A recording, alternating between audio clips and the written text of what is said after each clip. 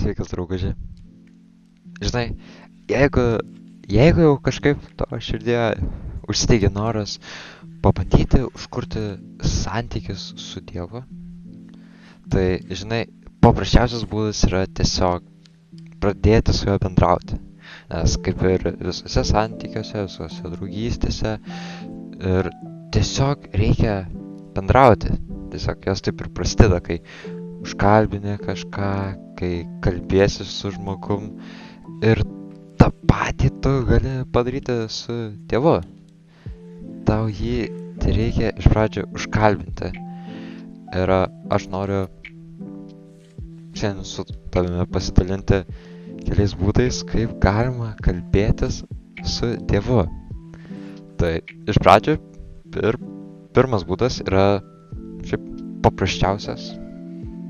Tai tiesiog, žinai, malda, toksai kalbėjimasis su Dievu, bet čia toks iš karto pasakau yra tikėjimo paremtas dalykas, nes tu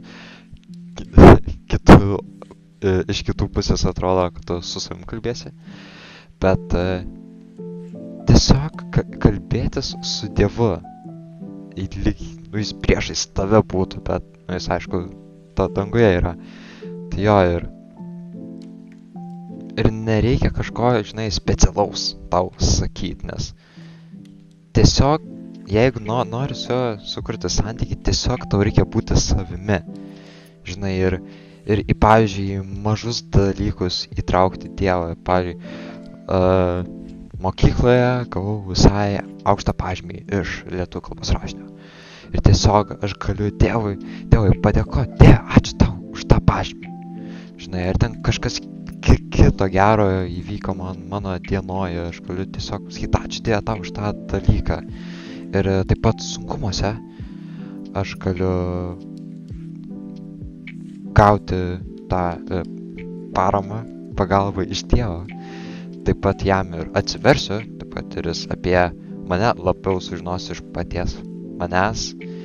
Ir tiesiog, aš gavau blogą pažymį iš lietuvių kalbos rašinio, aš galiu Dievui pasakyti, Dieve, aš taip blogai jaučiuosi, aš taip liūdžiu, aš gavau 2 iš lietuvių kalbos rašinio ir tiesiog taip po truputį tiesiog bendrauti su Dievu, dalintis su juo, ta diena kviesti jį tiesiog į savo kasdienybę, kad jis būtų tau kaip geriausias draugas. Nes to Dievas ir nori. Ir čia yra vienas iš būdų, tiesiog kaip su juo kalbėtis. Tai antras būdas yra toks labiau galbūt faktiškesnis, toksai, kur galima labiau Dievą pažinti kaip patį asmenį, žinai, kaip jau apie jį sužinoti, suprasti, kaip jis veikia, ką jis daro, tai yra tiesiog Biblijos skaitimas, nes Biblija yra realiai parašyta pačio Dievo ir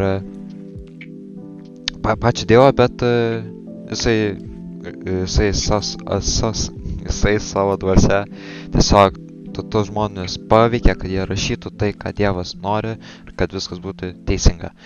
Tai Biblija, kitaip, Dievo žodis, gali būti šventas raštas, tai yra literaliai Dievas kaip kalba su tavimi. Tu skaitai ir tu mokaisi ne tik apie patį Dievą, koks jis yra, bet taip pat koks Dievas, koks tu turi būti, kokį Dievas nori tave paversti, kad tu būtum doras žmogus, kad tu nedarytum nesąmonių, kad ten negertum, kad tu mylėtum žmonės. Ir šiaip Biblija susideda iš tokių 2 dalių, nes Biblija yra tiesiog knygų rinkinys. Tai yra Senasis testamentas, kur ten labiau tiesiog tokia istorija apie žydus ir ten toksai, Dievo paveikslas atskleidžiamas. Toksai kaip Dievas rūstybė, Dievas ten labai rimtas, toksai, žinai, piktas. O paskui yra Naujasis testamentas ir ten jau yra realiai apsireiškęs Dievas kūne. Dievas kūne. Pavyzdžiui, Dievas vaikščiotų grinai prie pat tavęs, prie pat, jis dabar čia su manim sėdėtų. Tai Jėzus. Tai Dievas nužengęs į žemę, žmogus kūne ir vat Jėzus pats yra, žinai, jis parodo, koks yra Dievas. Jisai pasako, kad aš toks, aš esu Dievas. Jisai reprezentuoja Dievą tėvą danguje, būdamas Dievu žemėje. Ir tas yra realiai labai įspūdinga. Ir susipažinamas su Jėzumi, iš Evangelijų, kur grinai aprašytas Jėzaus gyvenimas, tu susipažintum su Dievu, taip literaliai.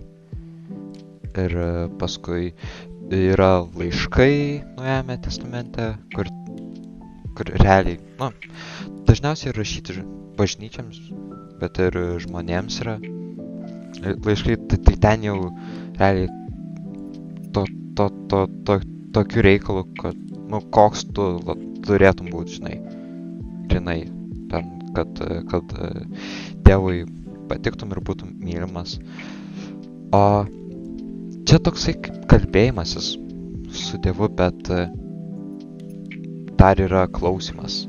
Klausimas yra žymiai sunkesnis, tad yra sudėtingiau klausytis ir labiau tikėjimas atsiveria klausime. Tai jeigu nori, parašyk komentarus, aš galėsiu pakalbėti, papasakot, pasidalinti savo patirtimi ir galbūt tai tau bus naudinga. Tai ačiū, kad žiūrėjai ir iki kito karto.